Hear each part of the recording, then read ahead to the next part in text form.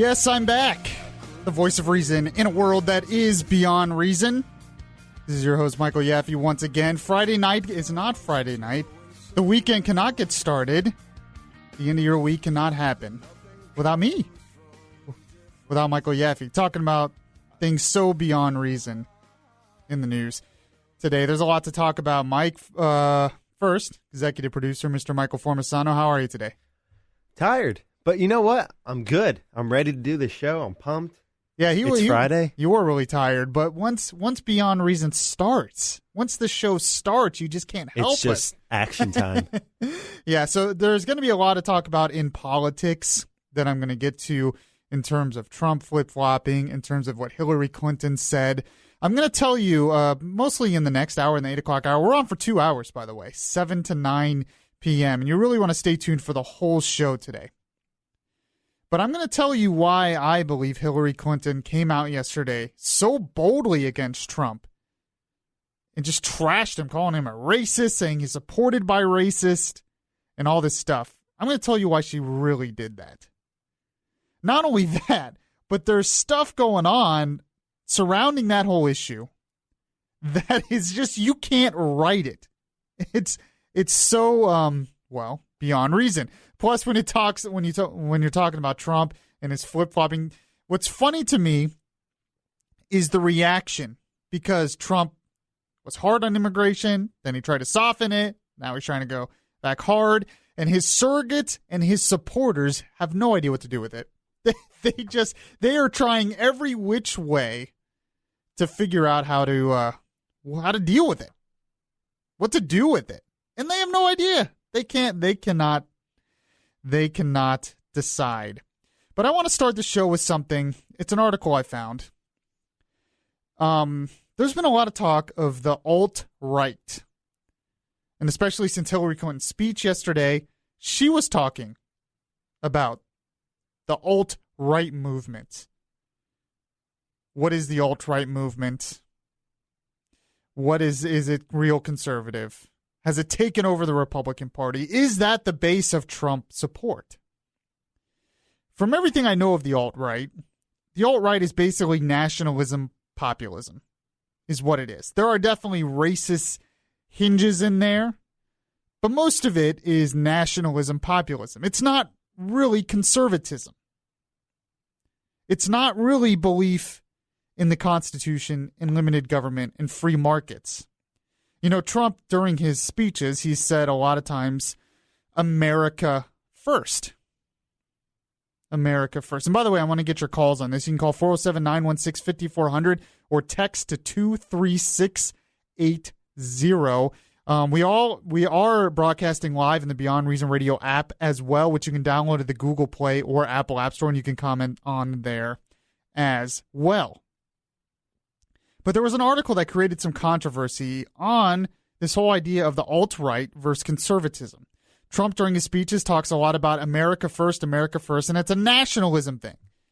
That's why he wants tariffs, because he believes America first, that'll bring jobs back here. We don't want any jobs overseas. It's a nationalism thing. Populism is basically the idea of a democratic constitution. Now, what does that mean? You would think, I thought we had a democratic constitution. No, a democratic constitution basically is, and this is started by progressives. It was populism, then progressives. Basically, what that means is the rule of the majority. So think about, we think, aren't we ruled by the majority? Well, not quite. Think about if every decision by our government and every decision by the higher-ups in our country was decided by the majority alone, even if it's just 51% of the vote. And then the Supreme Court, think if they just ruled based on what the majority thought. Well, you would totally kill the rights of the individual in a lot of cases.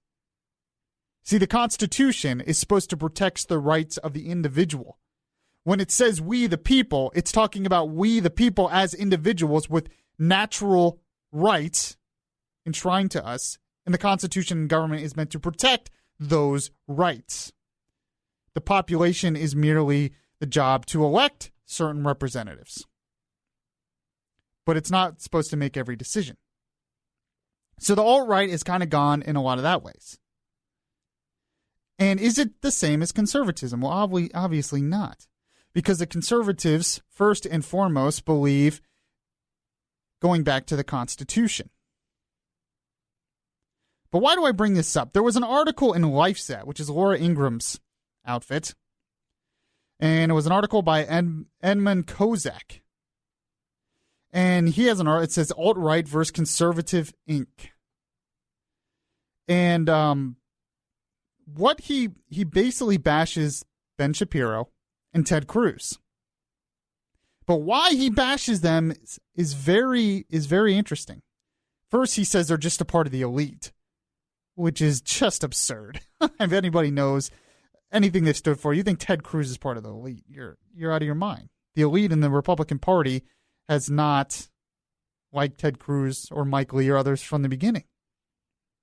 And they don't like Ben, the alt-right and people like this don't like Ben Shapiro because he left Breitbart and he's attacked Trump because he doesn't believe Trump is a conservative, which is the same reason I've attacked Trump over and over and over again, is because I don't believe he's a conservative. It's not even so much his tone. Now, his scorched earth tactics that he's, when he started attacking Ted Cruz personally, Ben Carson personally, and other people personally, I can't go along with that. Lying Ted. Yeah, see? Yeah, exactly, with stuff like that. Yeah, I can't go along with that. And by the way, that's the tactics of the left. There's so many things that Trump did that sounded like a Democrat to me. That bothered me. But put that aside, anytime you attack Trump, there's going to be people out there that says you basically betray the conservative movement and the Republican Party. But listen to why he attacks Shapiro and why he attacks Ted Cruz. He basically says the mainstream conservative movement are basically just Constitution worshipers.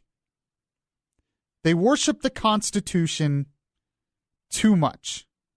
He says here, the Constitution worship of those like Shapiro and Senator Ted Cruz reveals that the mainstream conservative movement has largely forgotten the principle of imperfectibility. So when you praise the Constitution, when you want the government to go back to its constitutional limits, when you believe that bringing the government back to those constitutional limits is what we need to do and it would solve a lot of problems in government, well, you're not really a conservative then, because you're worshiping the Constitution too much. And to be a conservative, you're the product. You don't believe in the principle of imperfectibility. And he talks about Edmund Burke and others. Does he not realize that the whole point of the Constitution is based on that principle? Why do you think the Constitution puts in place checks and balances on each other's power? Because, well, absolute power corrupts absolutely, but because they understand people are imperfect, that governments are imperfect, that there is no such thing as a utopia. It cannot be created by government. So they put those things in place. They put constant checks in place of all those things. And it's based on that principle. If we believed in perfectibility, if we believed in creating a utopia, we would want to grow government past the Constitution.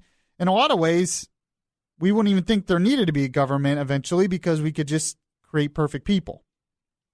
But I just find it's kind of disturbing in a lot of instances. It used to be the conservative thing, especially with the Tea Party and everything. That was the whole point of being conservative, was wanting the government to go back to its constitutional limits. And yes, there have been imperfect things in the Constitution. That's why there is an amendment process to amend the Constitution. But to all of a sudden attack people like Ben Shapiro, Ted Cruz, because they like the Constitution, is this where the conservative movement is going? Why would you do that? This is what, I'm looking at this, I'm like, this is what we're doing now. Now we're attacking the Constitution. The conservatives used to love it. Now we hate it. We're supposed to hate it or not. I don't understand. And the whole reason they're doing this, which he will not say, is because Trump is not a constitutionalist. So to get behind someone like Trump, you can't be a constitutionalist. So you have to wiggle your way around everything in your mind and create these excuses in your mind not to all of a sudden not be a constitutionalist. This is crazy to me, and it's disturbing to me. And it's going to split the Republican Party even more. That's why I've said when Trump got the nomination, I said the conservative movement will have to be rebuilt mostly through young people from the ground up. It will have to be. Because now you have the Republican Party, you have people in the Republican Party that are progressives, globalists, that want to expand government way too much. And now you have the alt-right, which are nationalist populists, and we're conservatives in all of this. Now, he does make some interesting points about other things that conservatives have to do, but we haven't stopped doing this. So why is he pointing this out? He says the mainstream conservative, by the way, if you're just joining me, I got this from Lifeset's, Laura Ingram's outfit. It's by a guy named, Edmund Kozak, and he was attacking Ben Shapiro and Ted Cruz for for liking the Constitution too much, basically. He says the mainstream conservative movement has also abandoned any pretense of defending an existing moral order or social traditions, custom, convention, and continuity. How do you say that word, Mike? Continuity? Continuity. There it is. Continuity. Wow. I'm going to get fired after. Continuity. I can't. I'm like, why am I not saying this word right? Continuity. Sorry, everybody. Jeez. You're feeling it too. You're just gonna have to take. You're just gonna take over the show now, Mike. You're just gonna have to. Okay. So today on Beyond Reason Radio. Wow, you are ready. You are ready just to take over. That's a little concerning. Okay, he says it has caved on almost every radical social issue, from abortion to same-sex marriage. No, it hasn't. You're telling me Ted Cruz has caved on abortion and same-sex marriage? What? Okay. And implicitly supports a corporatist globalism that can be as destructive as traditional local customs as communism. Now, he admits that the alt-right does not have the solutions either. And I agree with him in a sense that not everything can be solved in government. Not everything can be solved by politics. This is why this show, we talk faith and culture as well as politics, because those things matter. But we can't even begin to talk about those things. We can't even begin to address those things if individuals no longer have their rights. If that is taken away from the government and the government has, sucked everything up in its own vacuum. If the government is not keeping with its constitution in terms of religious freedom, you can't even address faith in the country because we don't have the right to even practice our faith. It's the same with culture. How do you address a culture of parents, or how do you address a culture of educating your children if the government completely takes over those things and undermines everything you do? So just because we want the Constitution doesn't mean we've abandoned those other principles. So it's concerning to me that all of a sudden there's people now, and I think this will grow if Trump wins. Remember when I said one of the concerns I had of Donald Trump is if he wins, he will be the personification of the conservative movement for years to come to a lot of people. But when that happens, he will change what that word means. He will change what that movement means because he's not a conservative. And now it's happening, as I predicted. When they say we're worshiping the Constitution too much, that is a step in the direction of, going against the Constitution if the Constitution goes against our norms. You can't address the culture and faith without first securing our rights. And the best way to secure our rights is through the Constitution. Do you agree or disagree with me on this? Do you think I'm just going too far, or do you see this happening? every day, I've told people I'm not a never Trumper. I told people I probably will vote for him. But man, I don't know. It's going to be difficult to go into that polling place and, circle in that little bubble for him the more I find out about him. And the people he hires, and the fact that you can't trust him. And speaking of can't trust, in the next segment, we're going to talk about how this whole immigration stuff with Donald Trump is just, it's crazy. And it's predictable. But what's really funny is people reacting.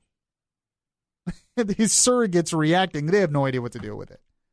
And they're trying to twist it in such a way so they can still support him and be all rah, rah, rah Donald Trump.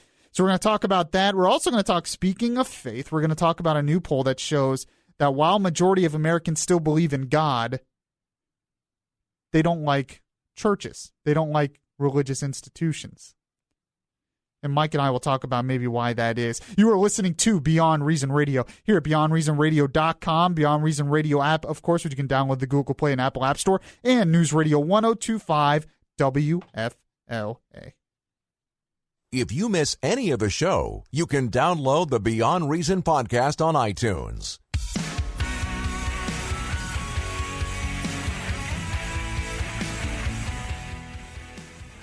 Reason not to listen to Yaffee on your TuneIn Radio app. Download the app today and search Beyond Reason Radio. Yes, you can listen on the Beyond Reason Radio app. I do the show every Monday and Friday, usually at 8 p.m., but for the past couple weeks, we've also been on WFLA, and we've had a 2-hour show from 7 to 9 because there's so much to talk about. And people just, they have to know what I'm going to say. They have to hear a voice of reason out there because there's not too many voices of reason out there. There's too many lost.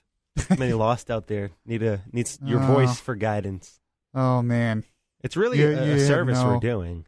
Oh, yeah. If of you course. really want to break it down to of basic course. form. Yeah, yes. Yeah, exactly. Exactly right. Exactly right, Mike. He gets it. He gets it. Speaking of a service. Oh, man.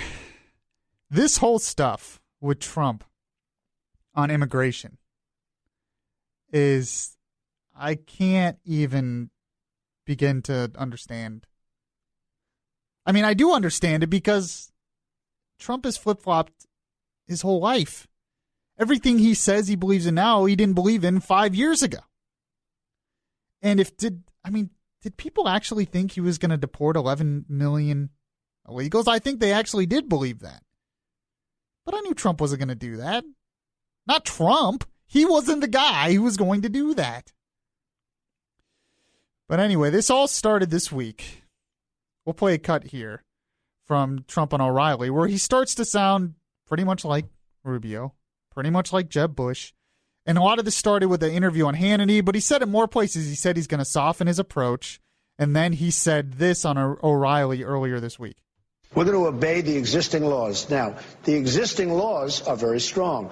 The existing laws, the first thing we're going to do, if and when I win, is we're going to get rid of all of the bad ones. As far as everybody else, we're going to go through the process. What people don't know is that Obama got tremendous numbers of people out of the country. Bush, the same thing. Lots of people were brought out of the country with the existing laws. Well, I'm going to do the same thing. So he's going to do the same thing as Obama? That's his plan? Oh.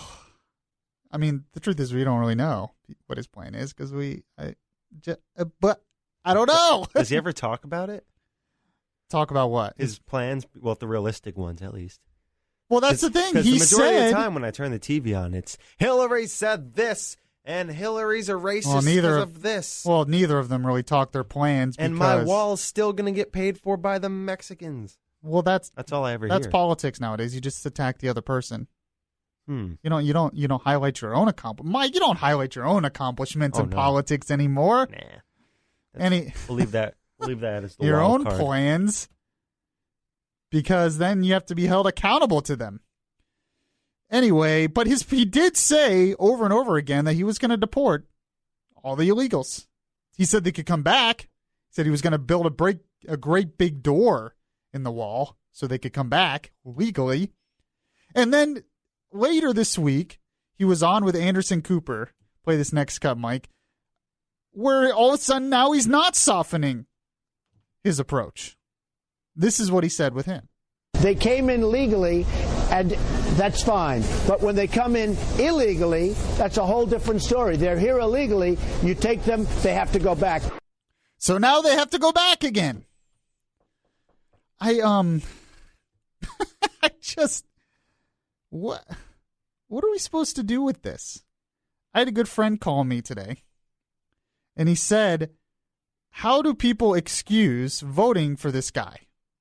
And I told him, well, it's the Supreme Court and the Second Amendment and stuff like that, and he's not Hillary. And he said, so it's based on trust.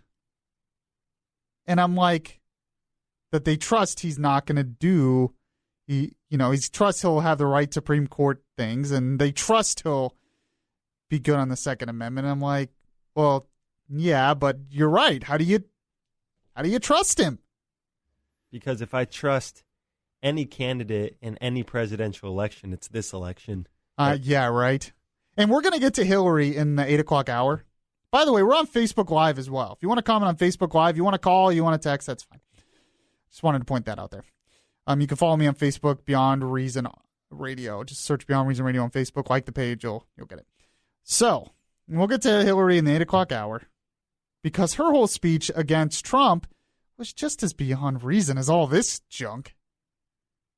Really? You hear this over and over and over again. Out of 300 and something million people, this was the best we could do. But there you go.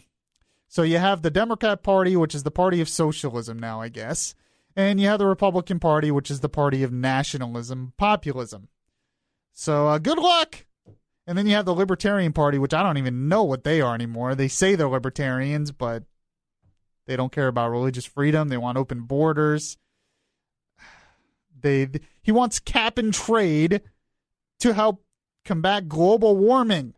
A libertarian wants government to get more involved in the economy through cap and trade to help stop global warming. Tell me how that makes sense. Please, somebody. But, so, his surrogates, Trump surrogates, are out there this week, Mike. You'll have to listen to this, Mike. I couldn't help but laugh when I heard this. I'm ready. Trump surrogates are out this week. One of them is Kristen Pearson. And what she said on CNN about this whole, she's asked about, is Trump changing his positions? Why is he doing this? Yada, yada, yada. And this is what she said on CNN. Try not to laugh when you hear this.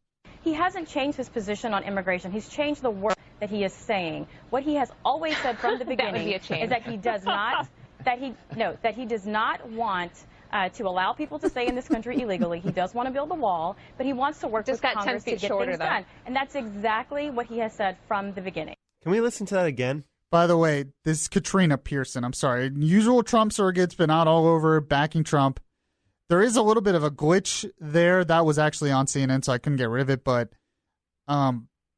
yeah, listen to it again. I just don't believe what I just heard. Listen to what she just said again. We had a guy call in on the morning show who tried to basically do the same thing. But go ahead. He hasn't changed his position on immigration. He's changed. Wait a minute. One more time, just to make sure I'm hearing this correctly. Wait, you didn't get to the best part. Position on immigration. He's changed the word that he is saying. What he has always said from the beginning is that he does not, that he does not want to allow people to stay in this country illegally. He does want to build a wall, but he wants to work with Congress to get things done. And that's exactly what he has said from the beginning. So he's not changing his position on immigration, even though I just laid out sound cuts that he is. We just did that. But not only that, did you hear what she said? He's not changing his position on immigration. He's changing the words that he is saying. What? What? Oh, what do you? It's not like he got out of thesaurus and is just using different words to say the same thing. He's changing the words he's saying because he's changing his position. Oh, yeah. It's not like Trump's like, I'm going to get out the thesaurus, and now I'm saying the same thing, but with different words, and my surrogates will say. I mean, and how do you can just tell they're trying so desperately to make it like it's not. And by the way, his campaign manager, when asked about this, she said to be determined. She wouldn't even have a direct statement herself on it because she's admitting he's softening. Trump says he's softening. How stupid do you think I am? You insult my intelligence here. Oh, man. I just don't know what to do with this political season, Mike. Wait till we get to Ann Coulter this week. Ann Coulter has a new book out called In Trump We Trust. That's right. She replaced In God We Trust. Mike, it's okay, Mike. He's in the studio with his head down. Our motto is In God We Trust. No, it should be changed to In Trump We Trust. Or not. Well, we'll get to that. You're listening to Beyond Reason Radio here at BeyondReasonRadio.com, Beyond Reason Radio app, Facebook Live, and News Radio 102.5 WFLA. It would be beyond reason not to listen to Yaffee on your TuneIn Radio app. Download the app today and search Beyond Reason Radio.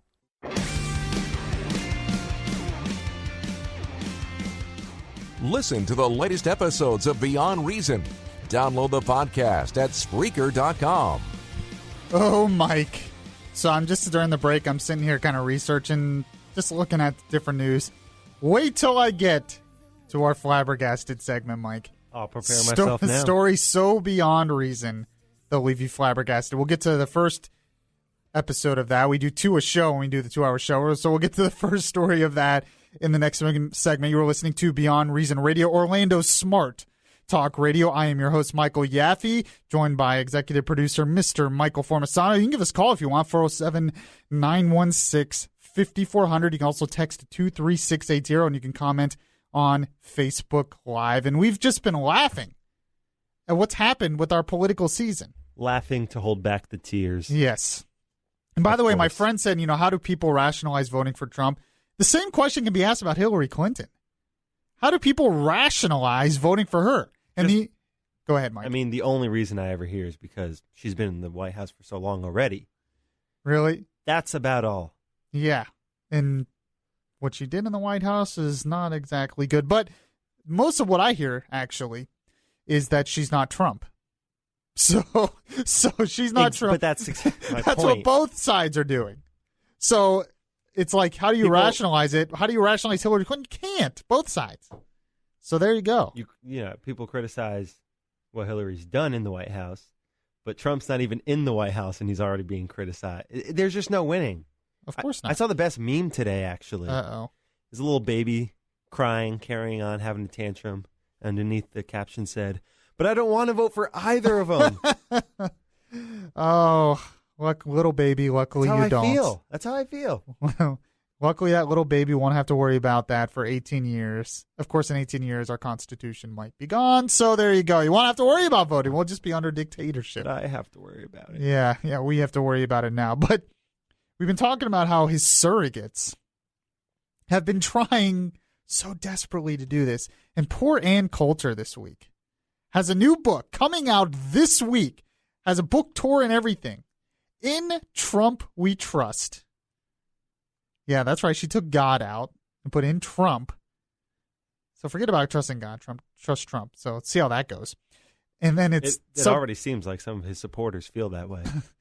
Yeah. I know. They said when, I remember these same people when Obama was blindly supported by so many people, he's just like worshipped. That's how it is. They criticized those supporters. And many of them are doing the same thing now. Exactly. Ugh. But it's just a mirrored election. Her book is called In Trump We Trust. E pluribus awesome. So out of many, awesome. That's kind of interesting. I didn't really think about that, but we talked about populism earlier. Out of many, one isn't populism, but out of many, awesome. Maybe that's a little. I'm probably thinking a little too deep there. But just interesting what she took out. I mean, she did it because it's catchy. But she comes out after Trump's softening approach. She comes out and softening on immigration. Comes out on Hardball with Chris Matthews, and they're talking about this, and she doesn't know what to do with herself. This is what happened.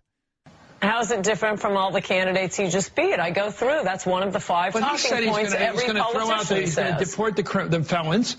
Well, it's very different from the actual policy, but they all say that, and it just sounds very consultant to me. This could be the shortest book tour ever if he's really softening his position on immigration, but I don't think he is.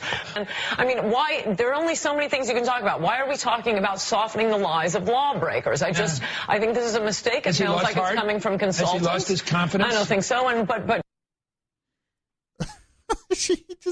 and her excuse was, well, the consultants are getting to him. The consultants are getting to him, Mike.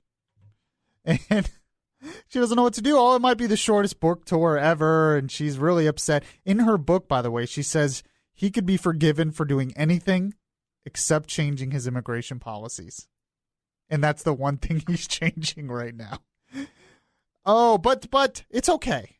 It's okay. And then she went on a Twitter firestorm against Trump, by the way. But then she went on Hannity, I think it was yesterday, and tried to say the media's creating all this. She still loves Trump. I mean, I'm telling you, inside, she doesn't know what to do. She does not know what to do. This is what happened on, she tries to excuse it here. Here it is. The mainstream media, I've criticized Trump before. I'm not some, Clinton cultist or a Cruz cultist. He's my guy, but I give him constructive criticism. And every time I do this, the media makes this huge big deal of, Coulter tiring of Donald Trump. It was a joke when I said this was going to be the shortest book tour ever. Oh, it's just a joke, Mike. I mean, we know it was a joke. Oh, it's just constructive criticism. That's all. Yeah, he's still my guy. I still support him, even though I said in the past that I'm a one-issue candidate or one-issue person. That's what Ann Coulter has said. She says right now she's a one-issue person, that illegal immigration is destroying the culture. That's what she believes, and she's a one-issue person. And now Trump is softening his approach on that one issue. But it's just an excuse. Oh, it's just the consultants. Oh, he's still my guy. Oh, I still love him. They're twisting and turning, trying to make excuses for this, when people like me have known from the beginning that we've been duped, or I wasn't, because Trump, he's not a conservative. He doesn't believe all these things. He changes his mind all the time. I've been proven so right on what I've said. And it really wasn't me who came up with this. It was Bobby Jindal, made a speech early on in the primary. He said, I like the idea of Trump. I like the idea of a political outsider coming in. I like the idea of a successful businessman coming in. I like the idea of Trump. But I don't like him. He is not that guy. He is not a conservative. He does not believe what we believe. That is what I think it's all come to now. The support of Trump, the support of everything, was based on the idea of someone like him coming in. But it's not him. That's not who he really is. You're projecting it onto him. It's the same thing they did with Obama in 2008. You have projected your wants, you have projected your anger, you have projected your positions onto this guy based on the idea of someone like him coming in, without really going into his background, without really seeing what he said in the past, without really seeing who he actually is.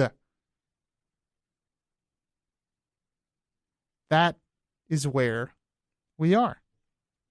And every day, and by the way, he's not only changed his position on this, he's changed his position on the minimum wage. During the primary, he says we can't raise the minimum wage. We can't raise the minimum wage. Now he wants to raise it. He said we need to cut government spending. Now he wants to increase government spending for infrastructure projects.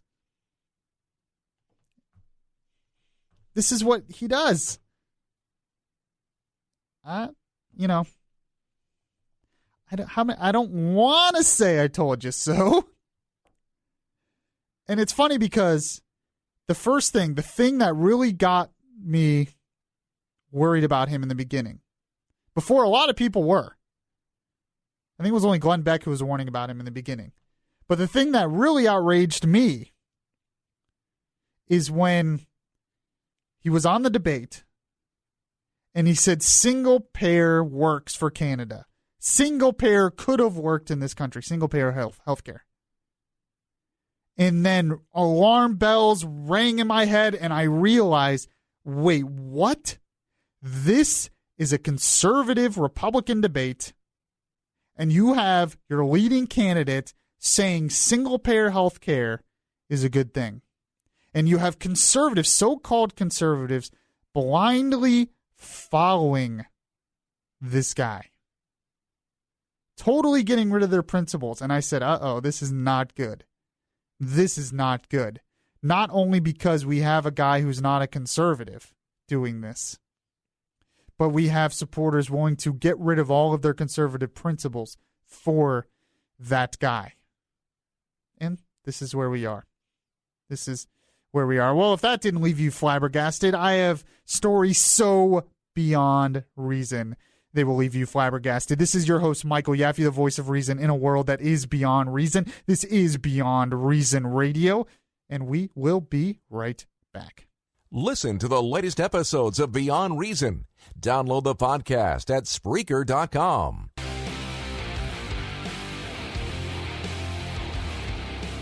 If you like Beyond Reason Radio, well, make sure to show it by liking the Facebook page at Facebook.com/Beyond Reason Radio. And by the way, on Facebook, we are broadcasting live on Facebook Live as well, the video there. And I got some comments on Facebook Live about what I was talking about with Trump. I was talking about how this is all about the idea of Trump, which I borrowed from Bobby Jindal. He said he liked the idea of Trump, but Trump is not the guy. And I said that's what this is all about. People like the idea of him, the idea of a businessman, the idea of a political outsider, but it's not who he really is. I can't like who he really is because he's not a conservative. Mark on Facebook said that is so true. And then I have a comment from my buddy Octavio who says this is what happens when you vote your party and not your values. He says America became such a politically correct nation that having a loud mouth made people feel like I'll vote for that guy. And that goes back to the whole idea of him. They like the idea of someone who's not afraid to just say things and be a loudmouth. And they like that because we went so politically correct the other direction that now they want this guy. But who cares about all that? Who cares about image? Who cares about perception? I care about reality. Can we ever get back to reality? I guess not. All right.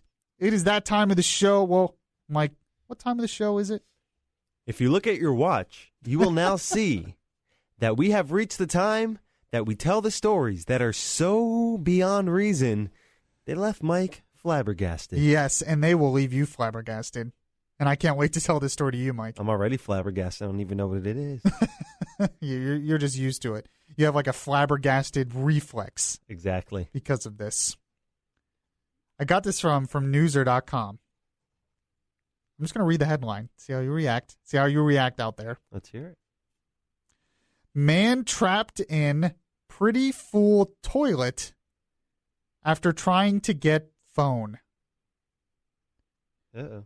Mike, how much do you love your cell phone? You probably use it a lot. I use it way too much. It's way too way much. Part of your life, especially in this business. Oh, yeah. Me too. Oh, yeah, absolutely. Do you love it that much? Or if it drops in a toilet pretty far down that you will jump in. It's pretty full, by the way. So much of me wants to say no. But in desperation. But in the moment, I've done crazier things. Oh, man. This happened in Norway. And there's a picture of this guy in the toilet, by the way. His hand sticking out. The 20-year-old climbed into the tank of an outdoor toilet Friday. Wait a minute. Wait, what do you mean the tank of an outdoor? What is it, like a porta potty? How do you get in this picture? It doesn't really look like one. How do you get inside of a toilet? I don't know. It just says he climbed in. Well, let me finish here, Mike. Okay, I'm already flabbergasted. I'm telling you. After his friend dropped his cell phone into it, the friend decided Larson, that was the guy, was the guy who climbed in, was the only one skinny enough to get into the toilet and retrieve the phone. So apparently they had a whole discussion about this. Is this like an out? How do you get in a toilet? I don't understand that. It's kind of weird when you look at the picture. It's not like a usual toilet. I think it's in like a public bathroom. You know, I don't know. It's Norway. Who knows? Who knows what they do things. But apparently he was slim enough to get into it, but not slim enough to get out. That's where we are this political season. We're trapped in a toilet is what that describes it. He found himself standing thigh deep in excrement. The toilet is only emptied once per year. What kind of you're right. What kind of weird toilet is this? What's going on in Norway? Somebody should look into that.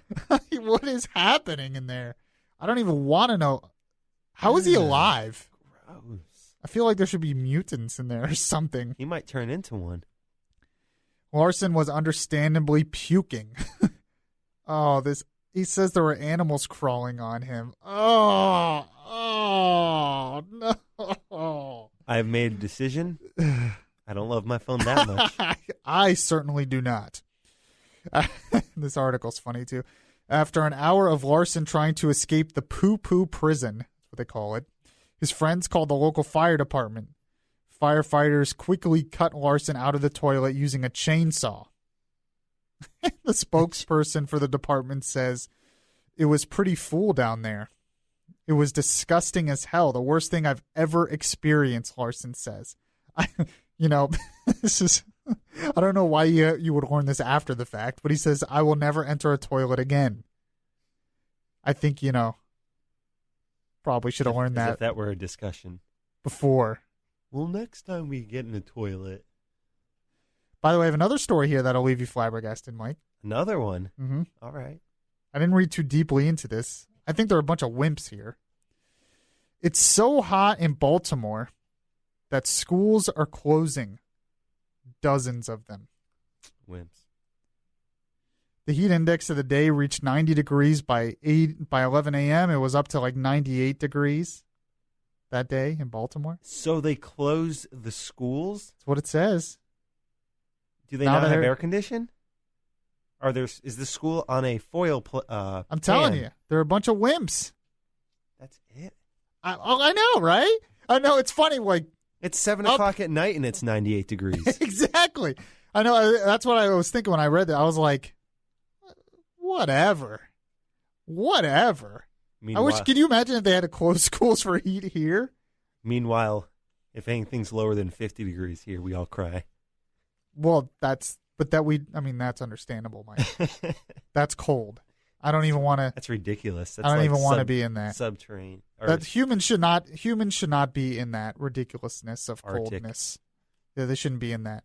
No, but seriously, dozens of Baltimore County schools that don't have air conditioner. Okay, they don't have air conditioning. I guarantee you, if the air conditioning broke in this studio or in our schools, they'd still leave them open. Get over it. I've been in school where the air conditioning is broken and we still had to go to class. These wimps. Come on now. They couldn't handle it here, Mike. No. They couldn't handle it. All right, the first hour of Beyond Reason Radio is over, but good news. The second hour. That's right. Of Beyond Reason Radio. Don't go anywhere.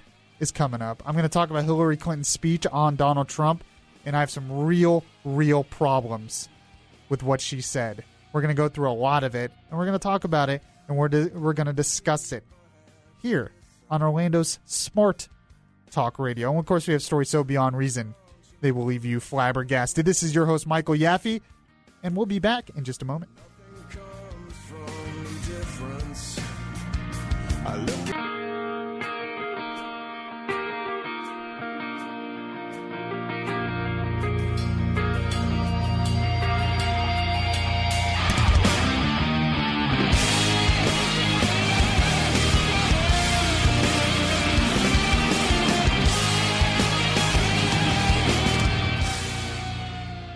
Oh, did you miss me for those 2 minutes, 3 minutes? You know you did. You know you did. You were like, no, it's over. It's over. But it wasn't over because I came back. Because this is Beyond Reason Radio. I am your host, Michael Yaffee, your voice of reason in a world that is beyond reason. I'm joined by executive producer Mr. Michael Formasano. Not only are we on BeyondReasonRadio.com, not only are we on the Beyond Reason Radio app, not only are we on Facebook Live, but we are also on News Radio 102.5 WFLA. We're just coming at you from all angles, people. Which you can also get on iHeartRadio as well. You can search News Radio 102.5 WFLA on iHeartRadio and get us there as well. You can also friend Mike Yaffee on Facebook. He's single. Yes, you didn't. You didn't have to add that last part, but yes, you can. Thanks for that, but you can. I don't know why everyone in this building is so desperate to find me a woman, but because we know she's out there, Mike. I have my doubts. That statement might be the most beyond reason statement, and that rebuttal makes us more for finding her. I know. Yeah. Well, if you guys could get to work and get that going, I'd appreciate that. I'm on it. Okay, but this is Beyond Reason Radio. We're on WFLA as well. I do the show Monday and Fridays at 8 p.m., usually on my website, but special edition right here live on WFLA. And yes, you can friend me on Facebook. And if you miss any of the show, you can check the podcast, which you can find pretty much anywhere, including iHeartRadio. Just search Beyond Reason Radio on iHeartRadio. So no excuses, basically, is what I'm saying. Okay, so Hillary Clinton, she's been in the news a lot this week. Originally, it was about her pay-to-play scandal with the Clinton Foundation, which, I talked about in the first hour how Trump supporters just blindly twist themselves in knots, trying to give excuses for him, right? It's amazing how the Hillary Clinton supporters have done the same thing over this pay-to-play scandal and the Clinton Foundation. When the Associated Press has reports basically revealing how people bought access to her when she was Secretary of State through her Clinton Foundation. There's been evidence way before that. There's a whole book on it called Clinton Cash. And they twist themselves in knots trying to say, no, it's just a charity. She just cares about the children. How dare you criticize a charity? Why do you hate children? Why do you hate charities? So if you criticize the pay-to-play thing, if you criticize the corruption, that means you hate charities. Yes. How could you? They're just children. Why do you hate the children? Why do you hate her? You hate her because she's a woman, don't you? You hate Hillary. That's what it is. It was amazing to see the narrative happen there. This all came out. The corruption is obvious for everyone to see. Everyone knows Hillary's a liar. Just YouTube, Hillary's a liar. You will see all the lies she said. It's not that difficult. And yet, her supporters on the morning show, other places, they twist themselves in knots. So speaking of that, Hillary Clinton is trying to play a deflection game now. She came up and made a speech yesterday against Trump, which I'm sure a lot of you have heard some of this, basically calling him and his supporters racist, which I know is a lot of you out there. She just basically called you a racist. How do you feel about that? But I'm going to tell you exactly why she did this.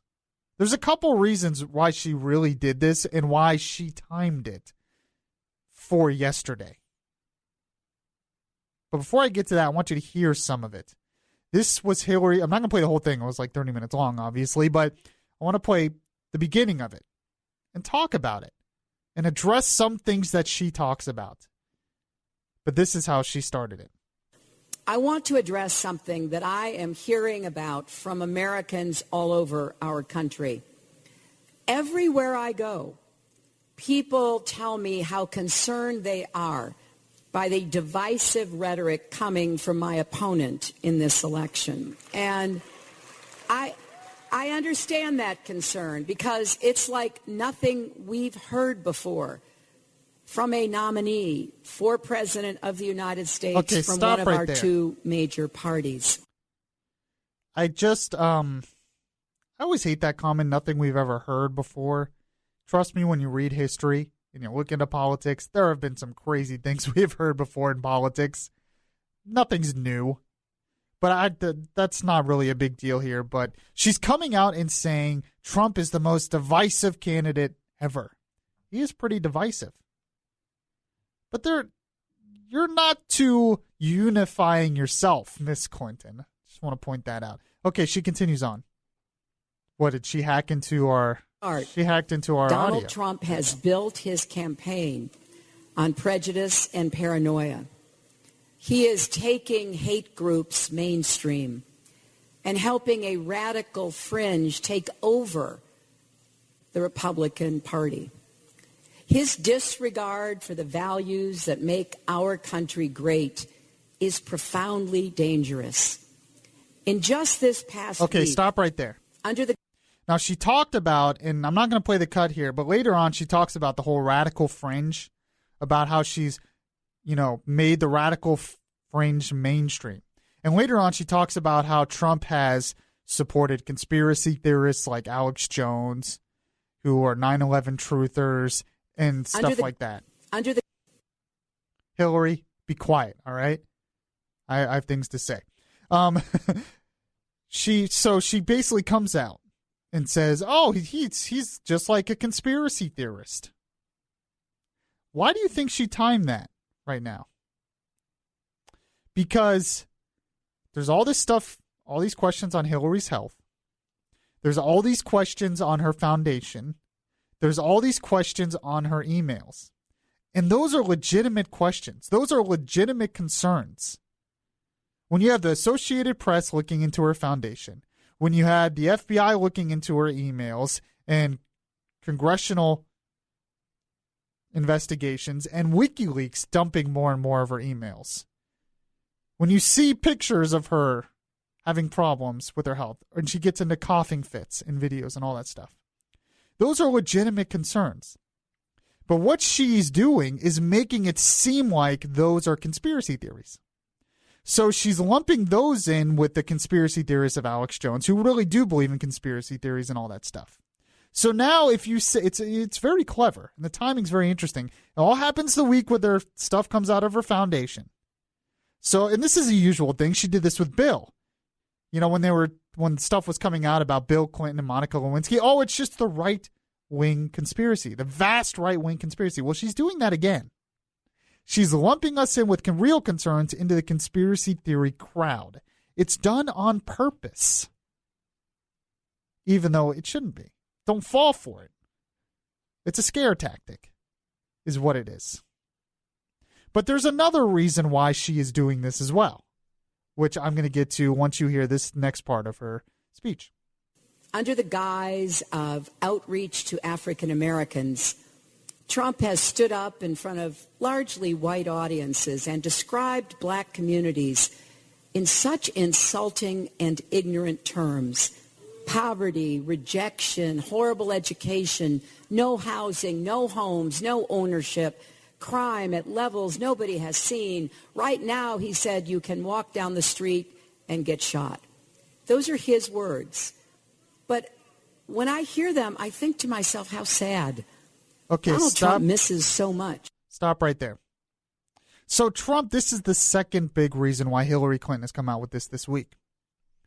Trump in the past couple weeks has made an appeal to minority voters, has made an appeal to African American voters, trying to show them, and this is one thing I actually said Trump was doing right, trying to show them how the Democrat Party has failed them, especially in the inner cities, especially in some of these Democrat states. Trying to say, look, what do you have to lose? That's what he said. What do you have to lose voting for me instead of the Democrats who have continually failed you? And minorities are a big part of the Democrat vote. Minorities are a big part of the Hillary Clinton vote. So she's trying to show change the argument and saying he's just bashing African Americans. That's not what he's doing. A lot of the stuff that Donald Trump has said about blacks communities, especially in the inner cities, are true. Black unemployment is higher.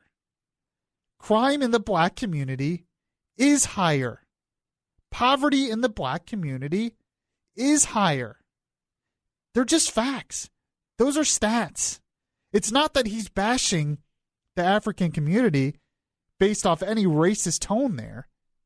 He's basically just pointing out that the Democrat Party has not helped them with a lot of these problems. And education in a lot of these inner cities and black communities is poor. Except now we have school choice, which has helped a lot of them, which Democrats want to get rid of.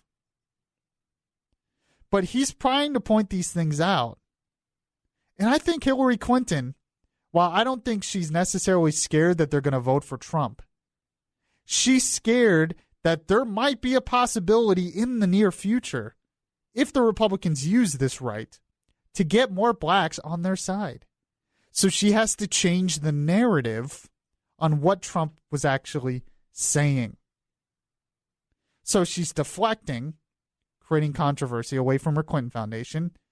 She's basically trying to paint anyone who criticizes her on her foundation health and other things as conspiracy theorists. The new birther, that's what CNN's calling it. And she's trying to say that he's just insulting African Americans, which is not what he was doing when he was trying to reach out to them. He was trying to show them, look, the Democrat Party has failed you over and over again. Why do you continue to vote for them? Hillary Clinton continues on here. He doesn't see the success of black leaders in every field, the vibrancy of black-owned businesses, the strength of the black church. He doesn't see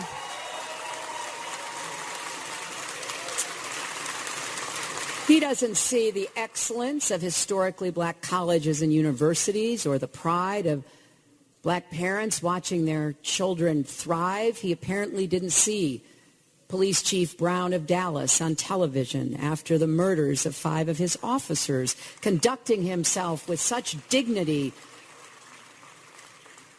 Actually, he did praise that chief. He certainly doesn't have any solutions to take on the reality of systemic racism and create more equity and opportunity in communities of color and for every American.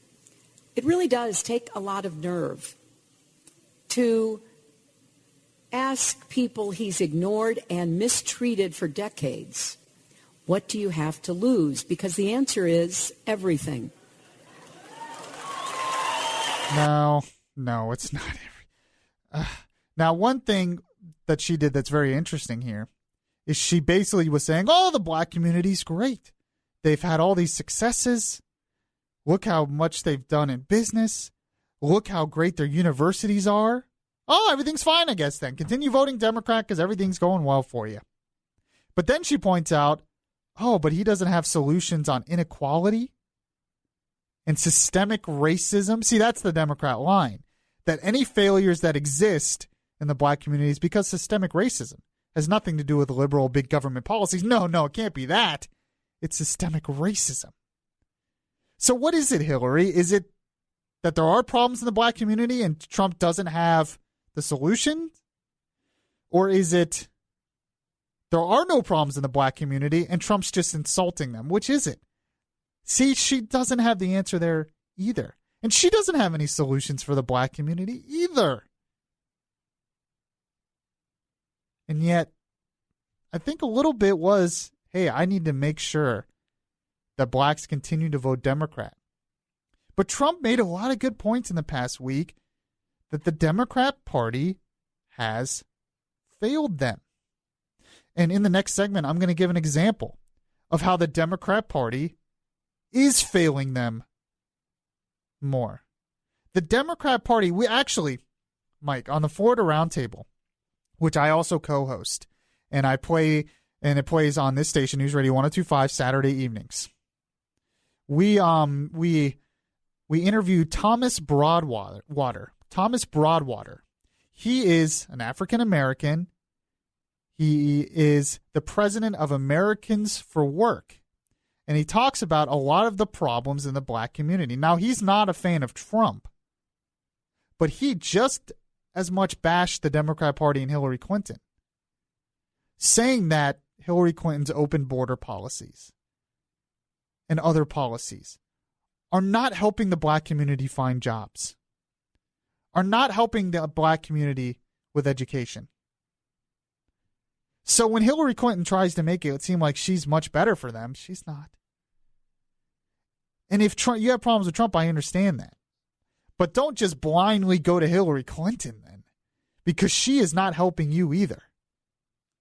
And you know what? I'm actually I've talked about this before. I'm really tired of even putting it this way. I really wish we could just focus on the individual. It never made sense to me. And that's why I like that Trump tried to reach out to blacks. It never made sense to me that 96% of African Americans vote for one party.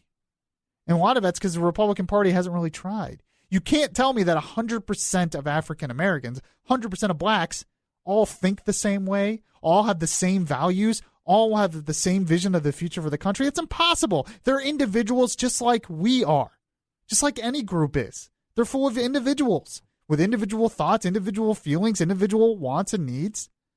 We can reach them.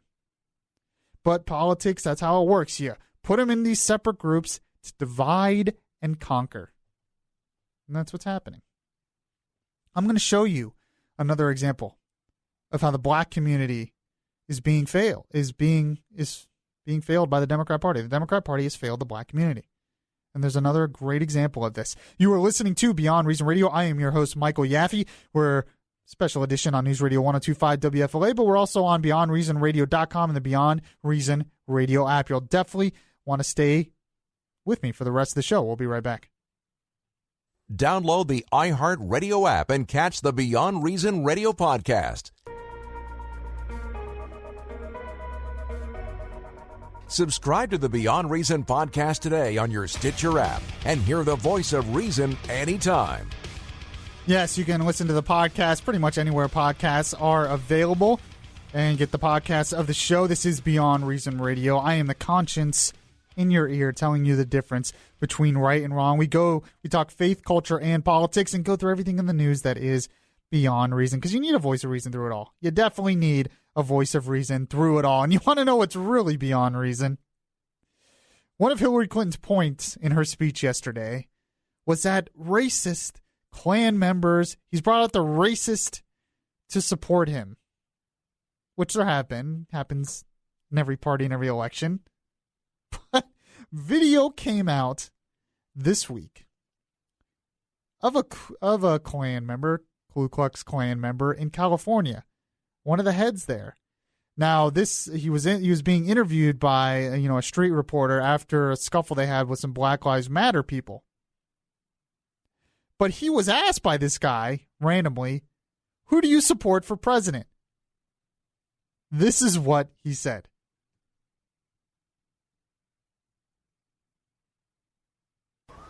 Who do you like for president, sir? Hillary Clinton. Do you think whites are superior to African Americans and Latinos? Well, we are God's chosen people. So he's obviously a racist. He believes they're God's children. God's chosen people are whites, which is ridiculous. But did you hear the first part of that? Hillary Clinton just criticized and blasted Trump because Klan members have supported him. And then they asked a Klan member in California, ahead of one of the heads out there of the local Klan that he was at, and this is who he says he supports. Who do you like for president, sir? Hillary Clinton. Do you think whites are superior to African Americans and Latinos? Well, we are God's chosen people. You can't make this stuff up. So this whole argument, racists support Donald Trump. The Klan supports Donald. The Klan has supported Democrats forever. But I just thought that was funny. The day after this video comes out, it's a stupid argument. It's a way to deflect. You might call it beyond reason. Yes, exactly. But I talked about also in the last segment how what Trump was really trying to do was reach out to blacks and say, look, the Democrat Party has failed you. And maybe if you vote for a different candidate, you might get some better solutions. And of course, Hillary Clinton said, he's just being racist, which is not true. And I'm not someone who defends Trump all the time, as you heard in the first hour, obviously. But, I mean, here's one instance where Democrats have failed the black community. Education. We know that blacks have had problems in some inner city schools. And one of the solutions for that, as I've talked about before, has been school choice, has been charter schools, have been giving blacks the opportunities to go to charter schools, to go to private schools, get tax credits to go to private schools, to be able to have school choice. I talked about on an earlier show, Thomas Sowell had an article. Thomas Sowell is a black economist, by the way, had an article, and he asked, does black success matter? Because Democrats constantly try to get rid of school choice. And yet that is what has helped blacks in education. Well, the NAACP, which is all Democrats, they are, came out and they called the organization at their convention this year, they called for a moratorium on privately managed charter schools. They say charters increase segregation. They have disproportionately high levels of punitive and exclusionary discipline, and that basically they're against blacks. Charter operators, you see, are targeting low-income areas and communities of color. You think that would be a good thing? But what the NAACP doesn't point out, and I got this from the National Review, by the way, 4 different random controlled trials conducted in Boston, Chicago, New York City, and nationally show that urban charter schools give their students significant benefits. They close racial achievement gaps at a much higher rate than do traditional public schools. In fact, Stanford University Center for Research on Education Outcomes found that compared with their peers in traditional public schools, black students in urban charter schools receive the equivalent of 36 days in additional math instruction and 26 days in additional reading instruction. New York State's latest round of state assessments found that the Big Apple charters are easily outpacing traditional public schools in math and English. And it goes on. The evidence is out there in a lot of different areas, that school choice, that privately funded charter schools, that giving blacks in these inner cities the opportunity to choose a better school is helping many in that community. And then you have the Democrat Party and the NAACP who want to ban that. They want to get rid of that. Why? Well, because they want to support the teachers' unions. They don't want to upset the teachers' unions.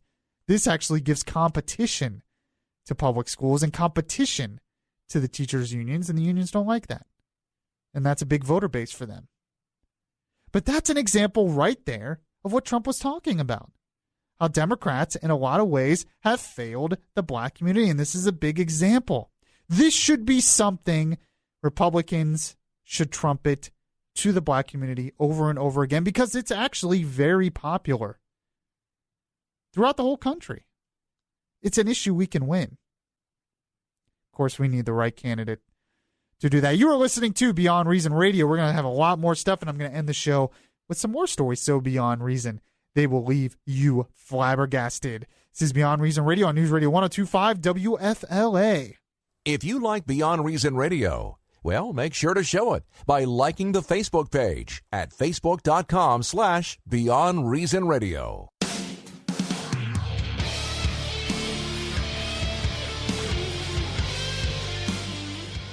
If you miss any of the show, you can download the Beyond Reason podcast on iTunes.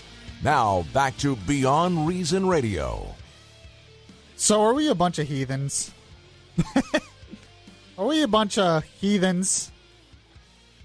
What's another word for heathens? We all destined to hell now?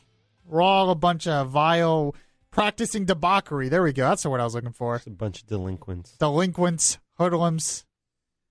We love our debauchery. You're like, what is going on here? By the way, this is Beyond Reason Radio. I'm your host, Michael Yaffee. Well, it turns out, Mike, that less people are going to church. We're straight to hell is what's happening. Okay. I don't actually believe you have to go to church to go to heaven, but I'm just saying. But according to a new poll, Pew Research Center, most Americans know that 50% of the population doesn't go to church on Sunday. So about half the population doesn't go to church on Sunday. What's weird about this is it's not because they don't believe in God. 89% of Americans, which is lower than it has been in the past. I'm telling you, a bunch of heathens out there, bunch of atheists. No, I'm just kidding.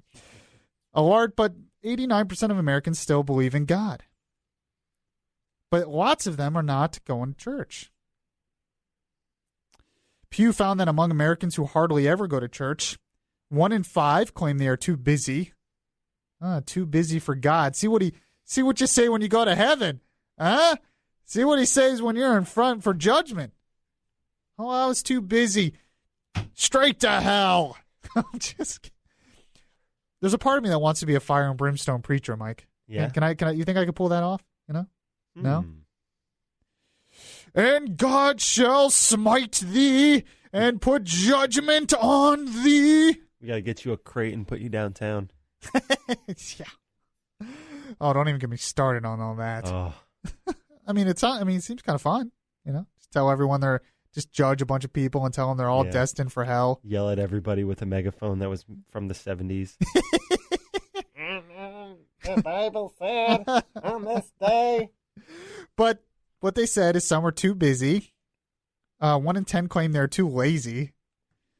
Others said they've gotten out of the habit. But 17% claim social concerns as the reason to stay away from church, including they used to go to church with a friend or family member but don't anymore. I actually read a book. It's been a little while now, but the author made the argument that the reason why less people believe in God and less people go to church is because families have been broken up. I mean, let's face it, it's been kind of a family institution to go to church on Sunday. And now that we have more and more broken families, that's one of the things that goes away. Makes sense to me. It's not, not a good thing. But I think there's probably some other reasons that people don't go to church. Now, it does point out some good news that 20% that are actually going to church are going more frequently. So those that go to church are much more involved, they like it a lot better. That can be a good thing. Part of that, I think, is just God shaking the fence. He doesn't like the lukewarm people. He wants people really involved. He wants people fired up. That's what the Bible says. But I wonder, and I face this same problem. There are times when I don't want to go to church. And I try to think about why. And I've had a problem with a lot of churches in the past. Why do you think people don't go to church? Is it that they're too focused on money? Is it that... I don't know, Mike. Mike, what do you think? I've had several theories on this for a while. Ooh, several theories. I know, right? Oh, man, he's got a dissertation. Get your notebook out, Oh, kids. okay, yes. Well, dissertation on why people don't go to church by Michael Formasano. That's right. Chapter 1. Well, one of the reasons that I've seen this pattern is because, well, for one, first of all, as times have just changed a little bit. Yes. I feel like that's affected a lot. For example, back in the day, going to church, that was as much of a social thing as religious thing. That's true. That's true. There wasn't Facebook. There wasn't any internet. There was no way of connecting with your community That's a good point. Outside of going to church and seeing the people in your parish and as a community working together within the church. That's just changed. That's a good point. That's very true. Another reason that I've seen this decrease has to do with the way people are living their lives these days. And I'm not talking about being heathens. I'm talking about... bunch of heathens out there destined for hell. I'm talking about how things Smite them! Sorry. And on this day the Lord said... No. Another reason is I feel like our lifestyles have changed. We're at a much faster pace these days. Multitasking is so common. Well, and you bring up a good point. Churches that do well have more than Sunday services. They'll have churches that do really well. They'll have services throughout the week. Exactly. It's more flexible. You know, right. People don't like spending their, well, for a lot of people, me as an example, their only day off necessarily going. Not only that, but a lot of people have to work on exactly. Sundays with the economy. Now, other churches out there that do different services that aren't just on the traditional Sunday. Right. That makes it more flexible for those people. And a lot of the things you just said are exactly spot on, in my opinion, as well. I don't even remember what I said. just the families. It was a family thing. Oh, yeah. Sunday, you put on your Sunday best, you go to church. That's the way it goes. But these days... You know another thing, too, that I think it might be, and it's actually not necessarily a bad thing, but it's technology. Yes. The fact is, I can hear some of the best pastors in the world on my phone. Yes. They have podcasts. They have apps. I can hear great sermons and read great books on the subject without having to go to church. And I think there's something to that as well. I think a big part of it, though, at least from my generation, you could probably relate to this. Well, we're in the same generation. Yeah. Well, that's why I said that. Believe it or not, I'm not that much older than Mike in there. But I think we see through the BS a little more. You know, when you don't have to go for the soul, and I'm not saying that religion's BS. I'm as strong as Christian as you can get. You know, I believe that the Bible, that Jesus is the answer. And I talk about that. But when I say through the BS, I'm talking about the institutional churches. When you get rid of all those other reasons to go, you want something real, I think. And I think a lot of people, they go to some of these churches, and it's not real. Mm-hmm. And I think it's because they've sold out their values. So many churches are so commercialized now. Exactly. And they did that because they thought that's what would get them more popular. And I guess there probably was a time where it worked and it got them more popular, but being popular is not the point of a church. And that goes back to money and business. They want to be popular because it gets more money and they can grow and it's kind of run like a business. But that's not why you go. You don't go to get more people in the seats. You go and you have a church to reach more people and bring them to Christ and to change their hearts and to change their lives and to show them the truth. But if you create an institution where it's about entertainment or it's about money or it's about the social aspects, our generation, we can get that anywhere now. We don't have to go to church to get that. So we're going to go there and they're going to be like, why am I here? Exactly. Now, the churches I think that do well, a lot of smaller churches do well that really focus on helping the community. But I think a lot of it is they just need to preach the word of God again. I've gone to churches where they don't say, and some of the biggest churches out there, Joel Osteen, they don't even really mention Bible verses. They don't even mention. Yeah, I could play a sermon. I've never been a fan of Joel Osteen. Just YouTube, anyone out there, YouTube John MacArthur blast Joel Osteen. It is the best rebuttal against Joel Osteen. He creeps me out. There is, if you want to hear anything, if you want to hear the real truth about that guy, YouTube John MacArthur blast Joel Osteen. Anyone out there, I do it. I recommend it. But, you know, it's for a lot of churches, and I've been to churches like this, it's like a self-help seminar. It's like it's either entertainment or it's a feel-good self-help seminar. And yes, I understand that part of being a Christian is you can find inner peace because you have God on your side. But so much of the Bible is such harsh reality. It convicts you of your sins. It says you will be persecuted. It says eventually the end times will come and people will ignore Christ. It says things will be tough. And I think that appeals to our generation. If they preach the real word of God, that it could appeal to our generation because we understand that that's true, that things can be tough, that it takes a lot of work, that there are bad things in the world. And we could go to Christ and we could go to church and we could say, yeah, it's not going to make everything all hunky-dory and feel better, but it'll at least let me know and give me a foundation to understand that God's on my side. And that's why I tell people a lot, when you have problems in your life, for instance, if you wanted to evangelize for something, would you feel less scared doing it if, one of the best MMA fighters was standing next to you? You wouldn't feel as scared because you had him. He would be there to protect you if anything happened.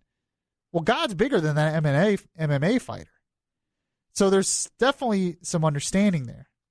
But I think our generation just wants truth so badly because there's just so much noise everywhere.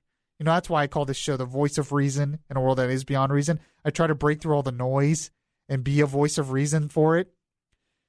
But there's so much noise out there, and they just want the truth. And if pastors and if churches could get back to just breaking through that, telling them the truth, forget about the entertainment.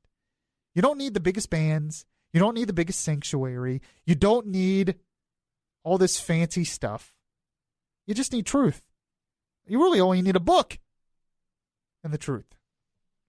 And I think it's a big part of it, as well as a lot of the other stuff we've said. But the fence is shaken. We're becoming a point now, at least the good part of it is it's an opportunity for people to really make a decision and get real about their faith. So, Mike, you look like you're either very interested or you have something to add. No, I'm just right there with you. I agree with what you're telling me. And I think a lot of people in our generation do. Absolutely. I feel like our generation, it's not that they want to ignore Christ and shy away from him. It's just that, again, going back to the way times have been changing, there needs to be another way to make it so you're not going to church so you're not going to church and feeling like you have to do something. You're supposed to go to church to leave feeling good about the message of Christ, not. Oh, well, churches have always made you feel guilty. Well, not guilty necessarily, but. Well, but I think they do, and a lot of it's because they want money, and part of it is. But that's really what I'm saying. Part of it is a lot of churches are too building church focused. They're not kingdom focused. I had a pastor tell me one. We're meant to be kingdom focused. There's really only one church when you think about it. There's one body of Christ. It's the universal collection of believers throughout the world. Mm-hmm. And yes, you have your local fellowship. And yes, it's important to be a part of that. And yes, it's important to help.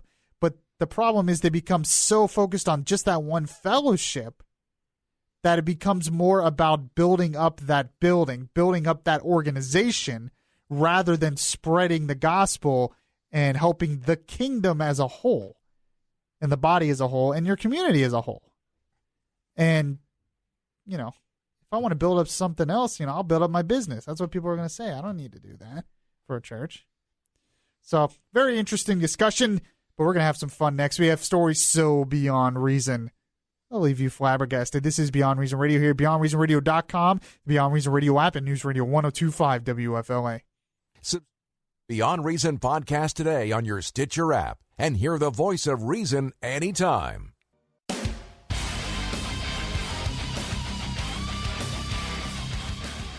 It would be beyond reason not to listen to Yaffee on your TuneIn Radio app. Download the app today and search Beyond Reason Radio. Welcome back to the show, everyone. This is Beyond Reason Radio. I am your voice of reason in a world that is beyond reason. We talk faith, culture, and politics. And what's that time of the show again, Mike? I believe you are correct. And, well, tell everybody what time of the show it is. It is round 2. It really is. Of stories that are so crazy. Yep. So bizarre. Uh-huh. So outrageous. Yep. That Mike can only be left flabbergasted. And buckle yourself in. Yes. In your self-driving car. Those are coming. I know. You ready? Yes. I'm excited. Oh, although this is it's a good going one. to kill this industry. This is a good one? No. This has nothing to do with that. You're talking about the self-driving cars. Yes. Oh, well. Oh, we'll this see. one's very interesting too. Jury's out still. The only thing that worries me about it, it'll be great because I'm sick of people not knowing how to drive. But it could kill this industry since a lot of people listen to radio in their cars. So I'm a little concerned. So that's why if you listen to this show, you know where you can why would that kill the industry?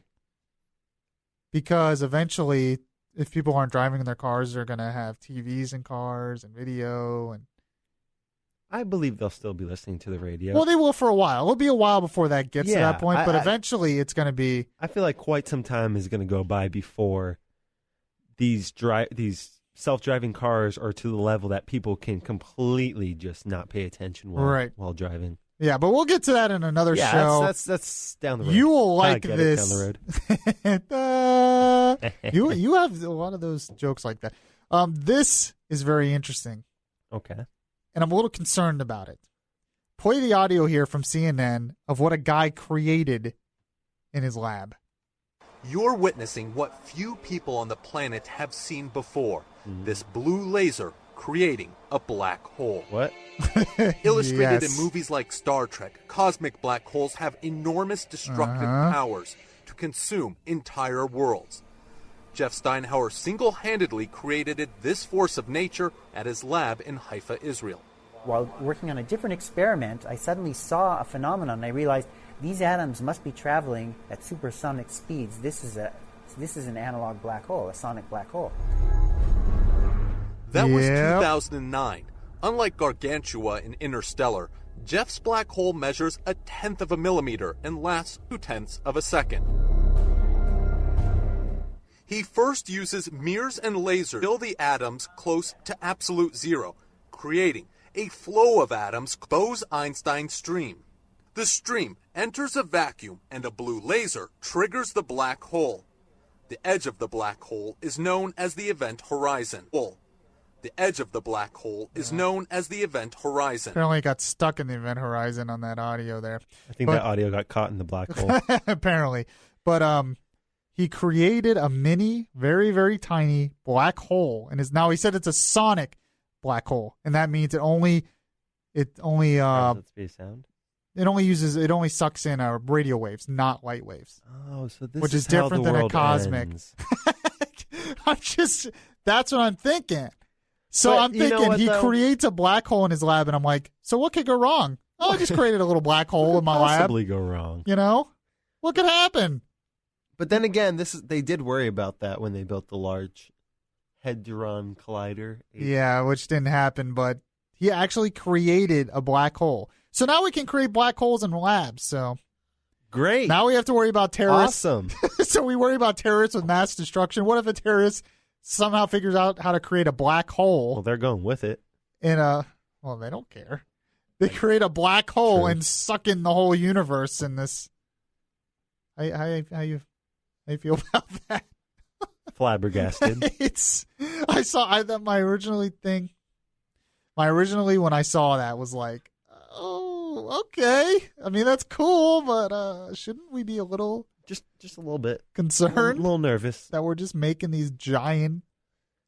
Well, I mean, they're really, really small, but what if it just like gets out of hand and just grows? And I mean, kind of like in Spider-Man, except he created a sun, but And then chances are the only one who can stop it is the scientist, and he'll probably be the first one to get sucked in. That's a good point. All right, I'm going to end with the verse I always do from Philippians chapter 4. Finally, brethren, whatever is true, whatever is noble, whatever is right, whatever is pure, whatever is lovely, whatever is of good repute, if it is excellent or praiseworthy, think about such things, put them into practice, and the God of peace will be with you. Thank you for joining me. If you missed any of the show, check out the podcast anywhere podcasts are available or beyondreasonradio.com. And catch me on Monday. I'll take you guys in. That nothing comes from indifference. I look inside.